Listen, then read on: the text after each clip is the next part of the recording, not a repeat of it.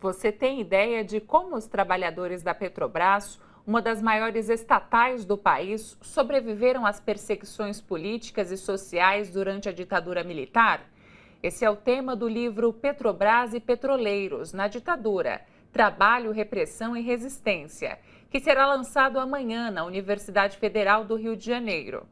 E é sobre esse tema que nós vamos falar agora com um dos diretores da Federação Nacional dos Petroleiros, Antony Devalle, que vai contar um pouco sobre essas histórias de luta dos trabalhadores e sindicatos. Antony, como foi participar da construção desse livro sobre histórias de luta em um dos períodos mais difíceis para os trabalhadores do Brasil? Boa noite e super bem-vindo.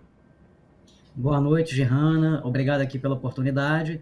Então, é muito importante esse livro na nossa avaliação, porque ainda é bastante desconhecida essa questão. Muitas vezes, inclusive, é comum a gente ouvir ditadura militar, se referindo ao período de 64 em diante, né? Entretanto, embora, sem dúvida, os militares tenham tido um papel de destaque naquele período e ganharam muito bem para fazer um trabalho sujo, mas a ditadura não foi apenas militar, ela foi também, e sobretudo, em última instância, empresarial.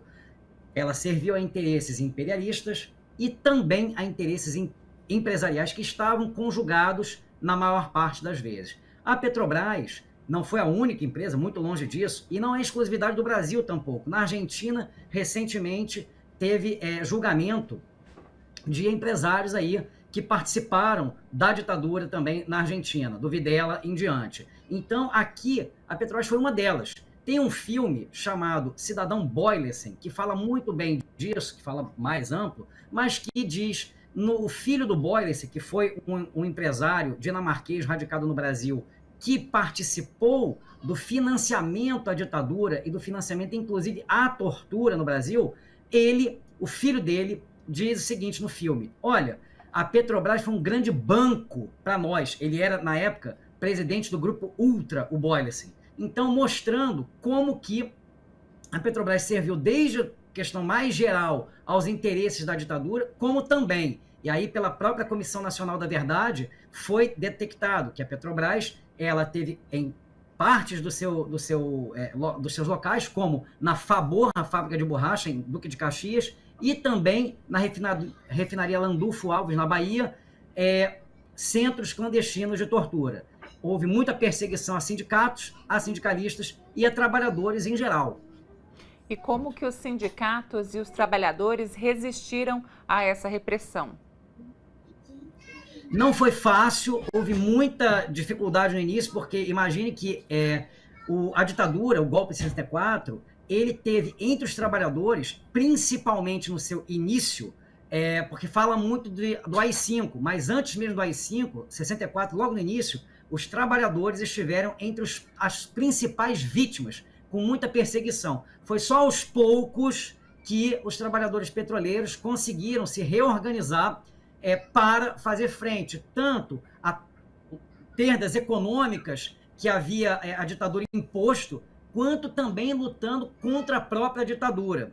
Isso especialmente nos anos 80, depois já, especialmente da anistia, não que não houvessem tentativas anteriores, mas a partir dos anos 80 haverá o retorno de greves petroleiras, que também foram reprimidas, que também teve muitos demitidos, e que até hoje uma parte a gente luta para que retornem ao sistema, para que sejam anistiados de modo completo. A gente sabe a importância da memória no processo da ditadura, por que é importante contar essa história? E se tem algum endereço, alguma forma aí de obter o livro, fique à vontade para divulgar. Então, a gente vai fazer amanhã, esse lançamento no IFIX. Quem quiser pode procurar também o nosso sindicato, o Sindipetro RJ, que pode ser encontrado por qualquer buscador, mas vamos lá, né? sindipetro-rj@sindipetro.org.br, tá? Então, por meio desse correio eletrônico, é possível nos procurar e nós vamos disponibilizar aí também a possibilidade do livro. Além disso, tem a editora Boitempo, que é quem está publicando o livro e que também está, enfim, vendendo o livro aí para qualquer pessoa que queira.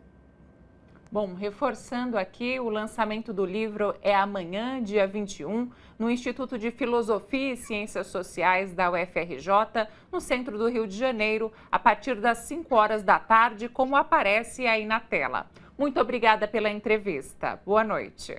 Obrigado.